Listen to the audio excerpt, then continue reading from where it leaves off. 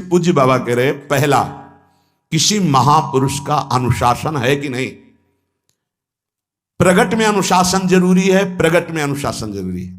नारदानंद सरस्वती जी महाराज नैमिषारण्य के पीछे आए थे, कुछ परिक्रम उन्होंने बताया, अब वो पधार गए जो वहां के अधिकारी बनाए गए विवेकानंद जी। नए वस्त्र धारण करके आ गए। सदवई में मना है, यदि ऊपर का नया वस्त्र हो तो नीचे का पुराना और मलिन होना चाहिए। अगर नीचे का तो फिर ऊपर का पुराना मलिन, मैच नया क्रीच एकदम, ये सब साधुता के कुछ नियम होते हैं, साधुता की एक मर्यादा होती है। तो वो दोनों नए पहन करके आ गए, भूल हो गई उनसे, देखा शिष्य। और नैष्ठिक ब्रह्मचर्य में सफेद कपड़े पहनाए जाते, तो और वो खिले हुए ऐसे बांधे ऐसे सब, उनकी दृष्टि गई। लाख लाख जहां बैठकर सत्संग सुनते हैं, स्वामी श्री नारदानंद सरस्वती जी बड़े ही महापुरुष थे, अपार भीड़। और सत्संग के बाद 1 घंटा सबको एकांत चिंतन करो, क्या वहां ब्रह्म ज्ञान का सत्संग होता था। प्रातःकालीन बेला पे जैसे अपने यहाँ सत्संग होता है, वहां थोड़ा विलंब होता था, 5:30 बजे, जो निजी जनों का। वो योग वासिष्ठ से कैसे तुम्हें बताएं, जो उस सभा में बस यही लगता है कितनी जल्दी देह रात छूटे और अपने स्वरूप में महापुरुषों का वचन का प्रकाश होता है। एक सत्संग होता था सामूहिक सब लोगों को, एक होता था पर्सनल, जो दिव्य साधक हैं केवल वही बैठ सकते हैं, अन्य नहीं। ऐसे पूज्य जुड़िया बाबा के यहाँ भी एक होता था पर्सनल ज्ञान का और एक होता था सामूहिक प्रवचन। तो उस समय सामूहिक सत्संग चल रहा था, काफी सब समाज लाखों की थी। देखा दूर से, एक शिष्य से कहा गौशाला में जाओ, गोबर को गीला कर दो। उनसे कहा विवेकानंद गोबर की छवियां भर करके यहां खड़े हो सत्संग के पास, वहां नन नच हो नहीं सकता। और गीला गोबर तो जो 2 घंटा सत्संग हुआ पूरा टप टप ऐसे कपड़ों में, पूरी हालत बिगड़ गई। क्या था ये? संत शासन। अब दोबारा वो गलती नहीं होगी, समझाने की जरूरत नहीं, हम समझ गए कि हमसे गलती क्या हुई। संत शासन नहीं है तो ये मन बहुत विचित्र है, बहुत विचित्र है। इसीलिए पहला, जो भी परमार्थ का पति को, चाहे ज्ञान मार्ग का, योग मार्ग का, किसी योग मार्ग की लौकिक ऊंचाई पर पहुंचे हुए कि गुरुदेव आए और उन्होंने कहा कि किसी कारण से शिष्य बढ़ जाए और अपने गुरुदेव की अवहेलना करे तो उसकी गति क्या होगी? उनका दुर्गति। दुर्गति, दुर्गति के सिवा उसके आगे कोई शब्द नहीं है। गुरु को पीड़ा है और शिष्य परम पद में पहुंच जाएगा? नहीं नहीं, ऐसा नहीं हो सकता। अनुशासन अत्यंत आवश्यक है। किसी भी वैभव या लोक व्यवहार या लोक मान्यता बढ़ जाने पर अपने गुरु का अपमान, गुरु की अवहेलना, तो उसकी दुर्गति पक्की। देखो, ये मन है, ये इंद्रियां हैं, ये अहम है, ये केवल गुरुदेव से ही वश में आता है, दूसरी जगह नहीं आता। क्यों? क्योंकि दूसरी जगह उत्तर देने का अवसर है। दूसरी जगह हम नहीं मानते तुम्हारी बात, लेकिन वहां ना उत्तर है और ना नहीं मानते, केवल वहां मिटना ही मिटना है। अगर ऐसा उपासक है तो निश्चित परम पद का अधिकार। केवल मिटना कोई उपाय नहीं है, अहंकार के पोषण का कोई उपाय, केवल मिटाना है। रो लो, चिल्ला लो, जो तुम्हें करना है कर लो, आना तुम्हें इसी मार्ग में पड़ेगा, दूसरा कोई रास्ता नहीं। बलिहारी घेर करके नष्ट कर देते हैं हमारे मन की मनमानी को, हमारे अहंकार को। इसलिए जीवन में, प्रगट में जिनके जीवन में संत हैं और वो स्वीकार करते हैं उनका अनुशासन, उन्हीं का जीवन प्रकाशित होता है, पक्का समझ लेना। दूसरा, भागवतिक मार्ग में चलने वाले उपासक को सांसारिक पुरुषों की मित्रता करके उनकी संगोष्ठी में नहीं बैठना चाहिए। इस बात को बहुत अच्छे से समझ लो। सांसारिक पुरुषों की जो वृत्तियां होती हैं उनमें बड़ा आकर्षण होता है भोगों का, प्रपंच का।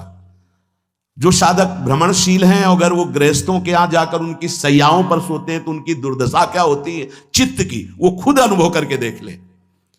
आज तो शास्त्रीय पद्धति को समझा ही नहीं जा रहा। जब बड़े बड़े सुभट गंगा किनारे त्याग, वैराग्य, ज्ञान की मिले ना, तो आगे का रास्ता खुलता चला गया। सांसारिक पुरुषों के समुदाय में बैठना था। वो तुम्हें भगवान कहेंगे, ईश्वर कहेंगे, अवतार कहेंगे, उनको कुछ ज्ञान नहीं। आप मान बैठेंगे अपने को भगवान, अपने को ईश्वर, अपने को अवतार मानेंगे, तो आप जो अवतार है ना, ईश्वर है ना, भगवान है, उनसे विमुख हो जाएंगे। यहां जो भी अवतरित हुए हैं भगवत पार्षद, वो सदैव दैन्य ही रहे हैं। आप देख लीजिए उच्च कोटि के महापुरुष चाहे जितनी ऊंचाई पर चढ़े हों, सदैव भगवान की ही स्थापना की है, भगवान के नाम की, रूप की, लीला की, धाम की, भगवत महिमा की स्थापना की है, अपनी नहीं, अपने पार्थिव शरीर की नहीं। ध्यान रखना, जितने महापुरुष प्रकट हुए भगवान की स्थापना की।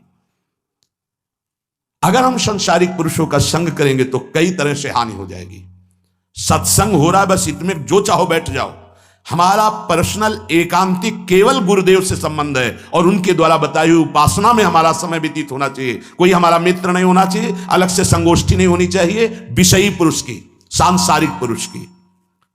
तीसरा, किसी भी अपनी निंदा करने वाले के प्रति कभी भी बुरा व्यवहार बर्ताव नहीं करवाना चाहिए, क्योंकि भगवान प्रेरित करते हैं निंदा करा करके महान बनाने के लिए। यह शब्द याद कर लो। जब तुम्हारी निंदा होने लगे, प्रतिकूलता होने लगे, विपत्ति आने लगे, संकट सताने लगे, तो जान लेना कि तुम्हारी अध्यात्म की भूमिका उठने वाली है। पक्का, यह अध्यात्म की भूमिका उठना बहुत कठिन होता है। अध्यात्म का प्रवचन कर लेना बहुत सरल होता है, नहीं? हाँ, चमड़ी को चिकनी करके और अध्यात्म का प्रवचन करने में कोई कठिनता नहीं, लेकिन चमड़ी और दमड़ी का राग मिटा दे फिर अध्यात्म की तरफ चले, ये किसी फक्कड़ महात्मा का कृपा पात्र ही होगा जो फकीर होगा, जिसने विश्व की समस्त भोग वासनाओं को रौंद करके अपने स्वरूप में स्थित हो गया। ऐसे महात्मा के संग के बिना अध्यात्म का रंग नहीं चढ़ सकता, और देखने को मिल रहा है। जब तक हमें अध्यात्म का परिचय नहीं है तब तक कहीं भी हम राजी हो जाते हैं। अरे राजी होने को तो टाकीज के सामने देखो जाके, हजारों की भीड़ लगती, लाइन में खड़े होते हैं, पैसा देते हैं, और क्या देखने जाते हैं? झूठा तमाशा। उनको आप क्या कहोगे? ज्ञानी कहोगे? सत्संगी कहोगे? भीड़ का इकट्ठा हो जाना कोई अध्यात्म का चमत्कार नहीं होता। तो अध्यात्म का चमत्कार तो अंतर की वृत्ति का परिवर्तन हो जाना होता है। नहीं तो अगर एक नृत्य करने लगे ना तो हजारों उसको देखने खड़े हो जाते हैं। फिर 14 संगीत बज रहे हैं, फिर इसके बाद अगर हजारों ये बैठे मनोरंजन कर रहे हैं तो इनका कोई महत्व तो नहीं। अगर एक महात्मा कह देता है कि तुम वास्तविक भगवत मार्ग के पथिक हो तो धन्य हो गया जीवन, और 1 करोड़ लोग कह दे कि परमार्थ का पथिक है तो मान्यता नहीं मानी जाएगी। ये अध्यात्म है, अध्यात्म। इसीलिए कह रहे हैं कि सांसारिक पुरुषों की संगोष्ठी में रति न करे। तीसरी, अपनी जब कोई निंदा करे तो उसका भला जरूर मना देना, बुरा मत मना देना, नहीं तो अध्यात्म छूट जाएगा। अपने पास सामर्थ्य होने पर नीचापमानम सुधा, वो नीच है, हम उस पर शासन कर सकते हैं, पर उसके द्वारा किए हुए अपमान को सह गए और अंदर से मनाया, भगवान तुम्हें सुखी रखे, स्वस्थ रहो, और कभी भी हम आपका विरोध नहीं करेंगे। जब अवसर मिले तब फिर हमारी निंदा करना, भगवान तुम्हें स्वस्थ रखे, तुम्हारा कभी अमंगल ना हो। ध्यान रखना, अध्यात्म। चौथा, अपने मुख से कभी किसी की निंदा ना करना। निंदा व्यक्तिगत नाम लेकर के की जाती है, सिद्धांत सार्वभौम वर्णन होता है। जैसे यहां हम कह रहे हैं, वो निंदा सिद्धांत के विपरीत आचरण में जो चलते हैं उनकी है। कौन है? नाम नहीं है, रूप नहीं है। सिद्धांत में चलना एक ये मार्ग है, सिद्धांत से बिलक चलना ये पाखंड है। पाखंड और दंभ की निंदा होती, और सत्य की कोई निंदा करे तो वो प्रकाशित होता है। सत्य निंदा से ढकता नहीं। जैसे कोहरा थोड़ी देर के लिए सूर्य को ढकने का नाटक कर सकता है, लेकिन सूर्य जब प्रकाशित होगा तो कोहरे की धज्जियां उड़ जाएंगी। पांचवा, मान लेने की इच्छा का त्याग करके अपने समीप जो भी आवे, छोटा बड़ा सबको प्यार और मान देना। ये 8 अच्छे उपासक में सब लक्षण पाए जाते हैं। दूसरों को मान देने का स्वभाव रखना, चाहे छोटा बच्चा ही क्यों न हो। ये नहीं कि धनी मानी बड़ा आकर के धन राशि दे रहा है तो उसका सम्मान हो रहा है, और छोटा प्रणाम कर रहा है उसकी तरफ देखा भी नहीं जा रहा। नहीं, बच्चे से लेकर कोई भी सबको एक ही प्यार की दृष्टि से देखना, भगवत भाव से देखना। अपने को मान रहित और दूसरों को मान देने का स्वभाव बना देना। छठवां, अपनी इंद्रियों को सदाचार परायण रखना। इंद्रियां ये सदैव व्यभिचार की तरफ भागती हैं। नेत्र व्यभिचार दोष, बार बार दूसरों के प्रति देखना आकर्षणकारी, कैसा भी दोष अंदर का भाव हो, नेत्र दोष। दूसरों की बातें सुनना, श्रवण इंद्रिय दोष। वाणी से दूसरों की चर्चा करना, वाणी, ऐसे हर इंद्रिय अपने व्यभिचार में जाना चाहती है।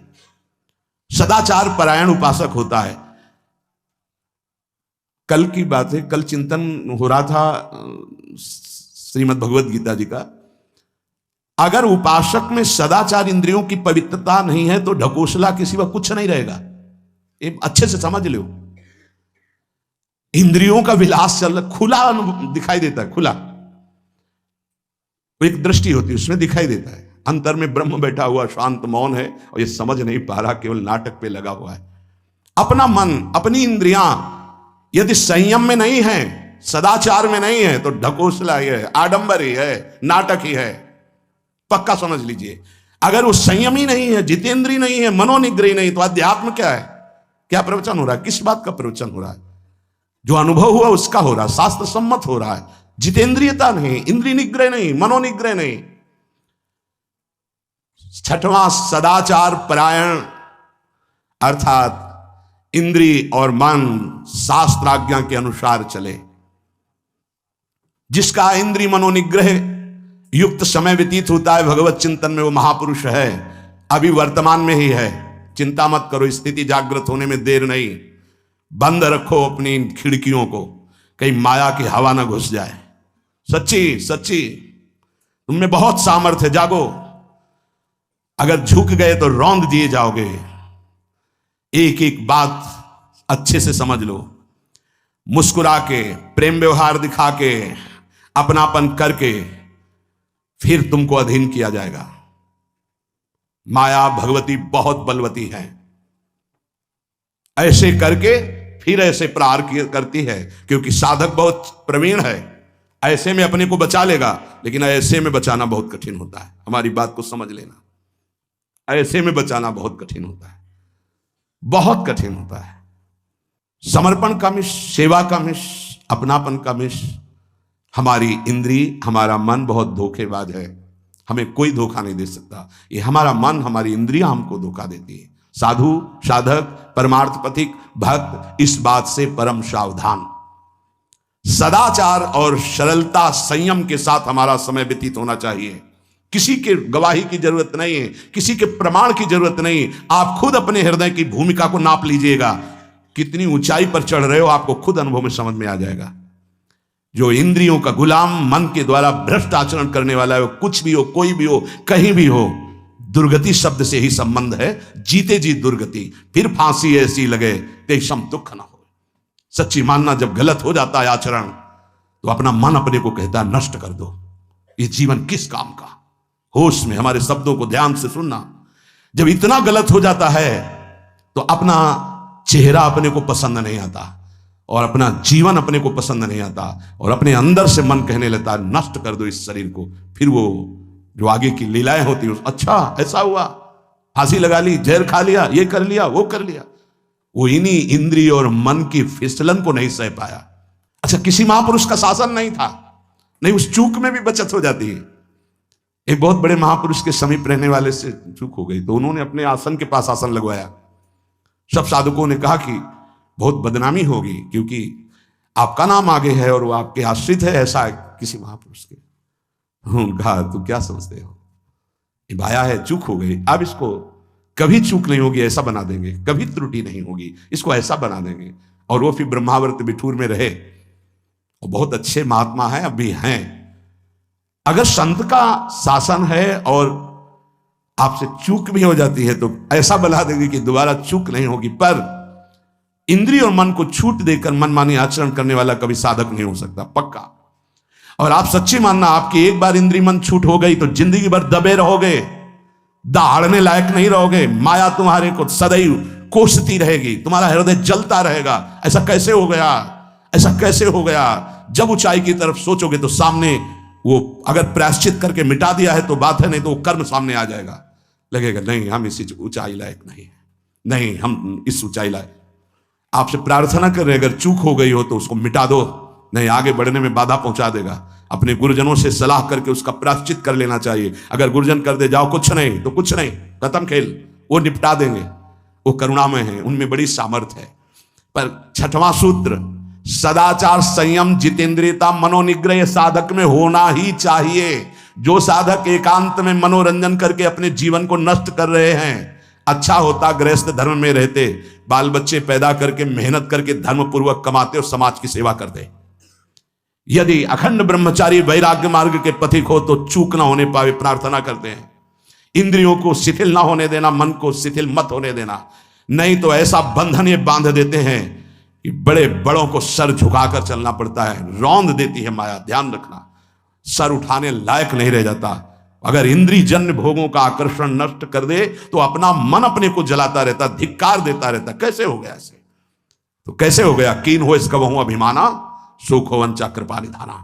कहीं अभिमान हो गया कि मैं ब्रह्मचारी हूं, मैं जितेंद्री हूं, मैं मनोनिग्रही हूं, तो ठाकुर जी ने दाना फेंक दिया, देख भला मनोनिग्रही है तो मत चुन। लेकिन कृपा पात्र साधक पुनः अपने आप को सावधान करके सदाचार में ही स्थित रहे। आज सदाचार को समझा ही नहीं जा रहा कि सदाचार है क्या। सातवां, किसी भी पद को साधक कभी स्वीकार न करे। समाज में बड़े पद मिलते हैं, यहां भगवत प्राप्ति की वार्ता हो रही। किसी भी पद, किसी भी सम्मान को स्वीकार न करें। ये सब उपाधियां हैं, अगर उपाधियां स्वीकार की तो उपद्रव शुरू हो जाएंगे। कोई उपाधि स्वीकार न करो तो इतने महान बन जाओगे कि पूरे विश्व में तुम ही होगे। ये भी बात याद कर लो, कोई भी छोटी मोटी उपाधि स्वीकार की तो उस महान को नहीं प्राप्त कर पाओगे। विश्व में तुम ही होगे, या तो ज्ञान में तो एक तुमसे बड़ा कोई है नहीं, और अगर भक्ति में तो तुमसे छोटा कोई नहीं, तो विश्व में तुम ही तो हुई है ना। सब बड़े और आप छोटे, विश्व में आप प्रणादपि सुनीचेन, और ज्ञान तो हम ब्रह्मास्मि, सबको समेट लिया अपने में, एक के सिवा दूसरा कोई नहीं। यह है उपाधि रहित महापुरुष की स्थिति। कोई उपाधि स्वीकार न। अनंत ब्रह्मांडों का महारत्न इंद्र नीलमणि, जहां जहां भक्त मेरा चरण रखे वहां वहां रखूं हाथ, पीछे पीछे मैं फिरूं कभी न छाड़ूं साथ। इससे बड़ा कोई पद होगा? निरपेक्षम मुनिम शांतम निर्वैरम समदर्शनम अनुब्रजाम्य हम नित्यम पूये यत्यंगुरेणु भी। जिसकी चरण रज लेने के लिए परब्रह्म परमात्मा पीछे डोलता है, वो है ये पद। जब कोई पद नहीं स्वीकार करता तो ये पद प्राप्त होता है। इसलिए सातवां, किसी भी उपाधि को, पद को साधक कभी स्वीकार न करे। आप यहां के अमुक बन करके अमुक नहीं, सेवाएं सब हैं पर सेवक हूं, कोई पद नहीं। देख लो बड़े बड़े महापुरुषों को। पूज्यपाद उड़िया बाबा जी ने जब देखा तो दंड का विसर्जन कर दिया कि पद की तरफ एक घसीट रहा है। गंगा जी में महाप्रभु चैतन्य देव ने गंगा जी में जो हमारे परम पद के बीच में आएगा वो सबका प्रवाहित कर देना ही उचित है। बहुत समझना, पूरे जीवन भर याद रखना, यह अध्यात्म है। अध्यात्म कभी कोई भी उपाधि स्वीकार ना करे। वो बहुत जल्दी उपाधियां सामने लिख दी जाती है, तभी कोई वो स्थिति ही नहीं आती। उपाधि हमारे ब्रजमंडल में एक से एक महापुरुष हुए हैं। बाबा प्राण धन रहे हैं, कितने संत महापुरुष, और उनको यहां प्यार से ब्रजवासी जन मेरो बाबा प्रिया प्रीतम के लाडले। कोई उपाधि नहीं, कोई पदवी नहीं, कोई प्रतिष्ठा नहीं।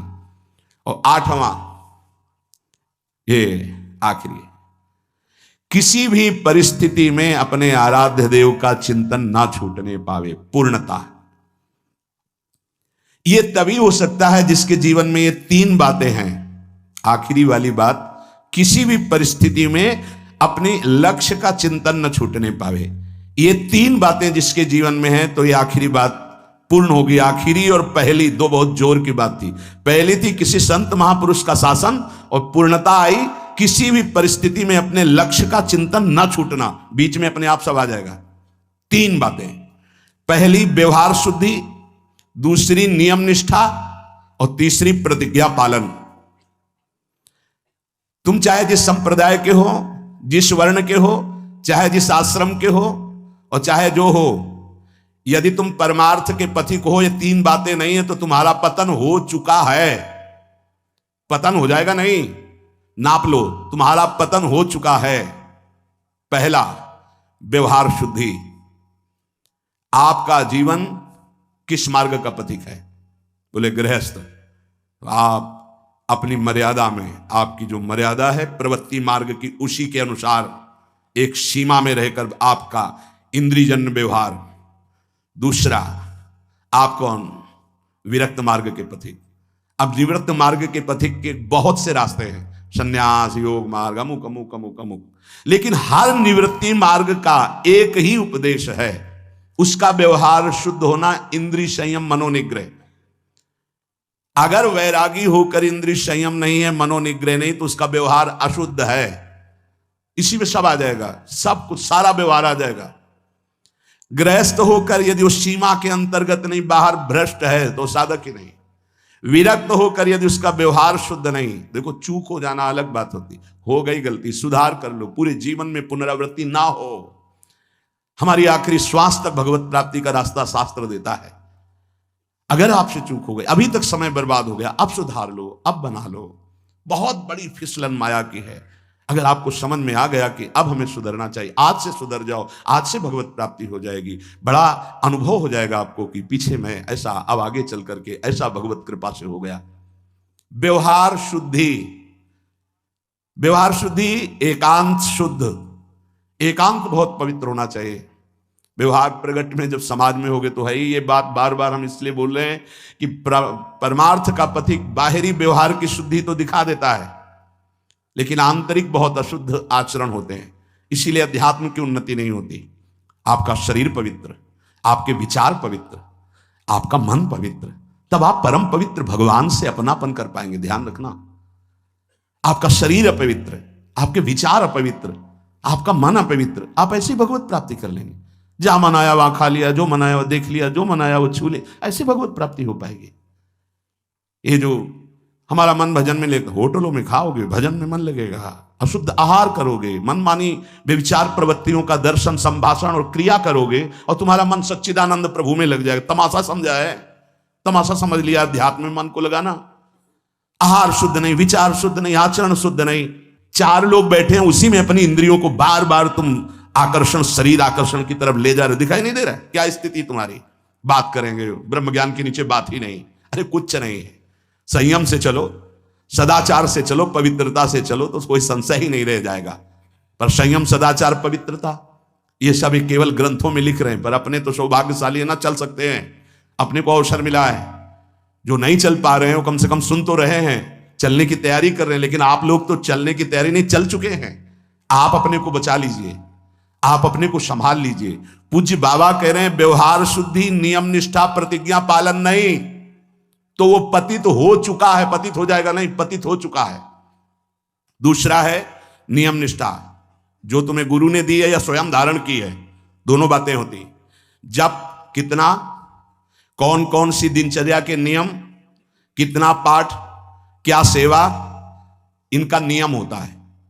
हमारा नियम है इतने बजे उठ जाना, हमारा नियम है ये पाठ करना, हमारा नियम है ये करना। उन नियमों को कोई देखे ना देखे, हमें प्राणपण से पालन करना है। अपनी दिनचर्या में, दिनचर्या में इतना पावर है कि जहर भी समन हो जाएगा। मीरा जी का समन हो गया ना, तो आप कहोगे वो तो मीरा जी थी, तो मीरा जी में क्या था? मेरे तो गिरधर गोपाल दूसरों न कोई। लाओ तुम भी मीरा जी बन जाओगे। मेरे तो गिरधर गोपाल दूसरों न कोई। तो जहर जिससे प्रकट हुआ है, जहर भी तो उसी से प्रकट हुआ है ना, परमात्मा तत्व से ही। तो औषधि भी उसी से है। धन्वंतरी जी ने शोध करके कहा, अच्युत गोविंद हरि, इन नामों को जो निरंतर जपता है कोई प्रभाव नहीं डाल सकता, विरोधी भाव कोई प्रभाव नहीं डाल सकता। समस्त औषधियों की परम औषधि भगवान नाम। मीरा जी की जिभ्या पे नाम, हृदय पे नाम। प्रहलाद जी की जिभ्या पे नाम, हृदय पे नाम। का बड़े बड़े सर्पों से डसवाया, विष पिलवाया प्रहलाद जी को। क्या तुम इसी महामहिम मार्ग के पथिक बने हो, जिसमें प्रहलाद जी चले, जिसमें देवर्षि नारद जी हैं, जिसमें बड़े बड़े महापुरुष हैं, उसी मार्ग के पथिक हो। हम में कमी ये हो गई कि हम वैसे नहीं चल रहे जैसे चलना चाहिए। नियम पर बहुत ध्यान दीजिए। अगर नियम है 1:45 बजे उठने का, स्नान का, तो 1:45 बजे ही उठना चाहिए, 2 नहीं बजना चाहिए। ये नियम में बहुत बड़ी ताकत होती कि आपके नेत्र फट से खुलेंगे, घड़ी में तो 1:45 ही होगा। अपने तो 1:45 तो स्नान करने के लिए निकल जाते। नियम निष्ठा, जप का, पाठ का, श्री जी की सेवा का, ये सब नियम, खान पान, ये सब नियम के। हमारा नियम है हम इतना पाएंगे, बस हमारा नियम, हम ये नहीं पाते हैं।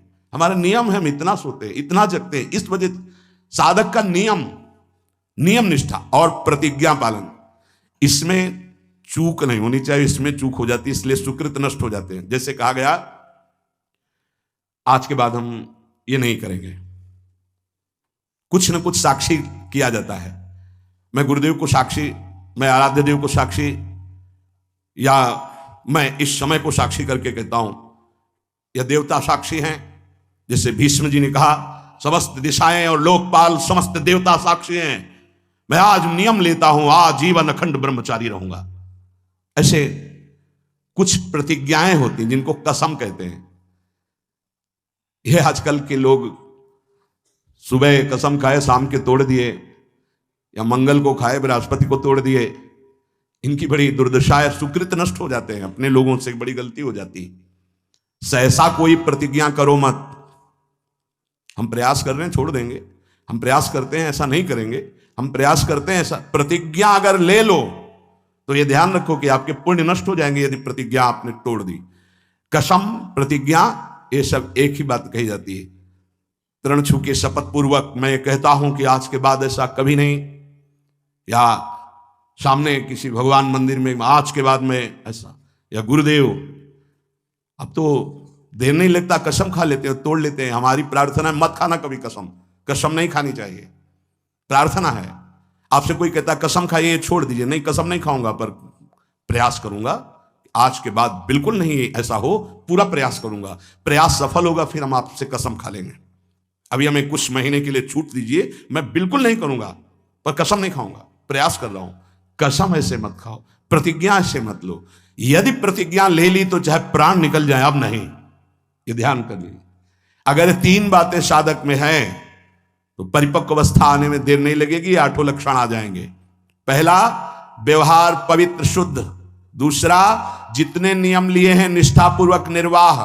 तीसरा, प्रतिज्ञा करिए मत, और कर ली प्रतिज्ञा तो जीवन चाहे नष्ट हो जाए प्रतिज्ञा नहीं टूटेगी। जैसे ये प्रतिज्ञा ही है वैराग्य भेष, इसमें कसम खाई नहीं जाती, स्वाभाविक कसम है। अब देख लो इसके निर्वाह का क्या जीवन होता है। ये हर समय हमको याद दिलाता रहता है कि तुम बैरागी हो, विषयी नहीं हो, तुम महात्मा हो, साधारण जीवात्मा नहीं हो, तुम भगवत मार्ग के पथिक हो, तुम सांसारिक मार्ग के नहीं हो। अब बस इस एक प्रतिज्ञा का पालन कर लो, भगवान मिल जाएंगे। ये हर समय उपदेश देता रहता है। जब भगवावस्त्र धारण कराया गया था तो यही कहा गया था, जब संन्यास वेश, ध्यान रखना ये काषाय वस्त्र की मर्यादा को रखना। ये वेश है, ये पवित्र वेश है, ये त्रिभुवन पावन करने वाला वेश है, इसको समझते रहना। ये हर समय तुम्हें जागृत रखेगा कि तुम किस मार्ग के पथिक हो।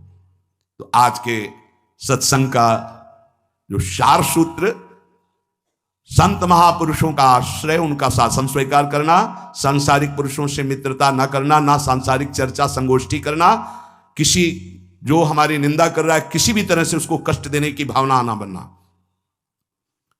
अपनी वाणी से कभी किसी की निंदा न करना, छोटे से बच्चे को भी मान देने का स्वभाव रखना, किसी से सम्मान प्राप्ति की इच्छा न रखना, सदाचार सरलता के साथ तुम्हारा संयम जितेंद्रियता पूर्वक समय व्यतीत होना चाहिए।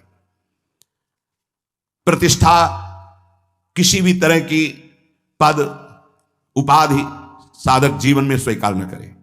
आखिर निरंतर अपने लक्ष्य का चिंतन करे। इसकी पूर्ति के लिए व्यवहार शुद्धि, नियम निष्ठा और प्रतिज्ञा पालन जीवन भर तीनों। अगर ये तीनों कहीं भी फिसल रहे तो तुम पतित हो चुके हो। तभी पतित हुआ पुरुष कभी प्रतिज्ञा का पालन नहीं कर पाता, पतित हुआ पुरुष कभी नियम निष्ठा में नहीं चल सकता, पक्की दिनचर्या नहीं हो सकती।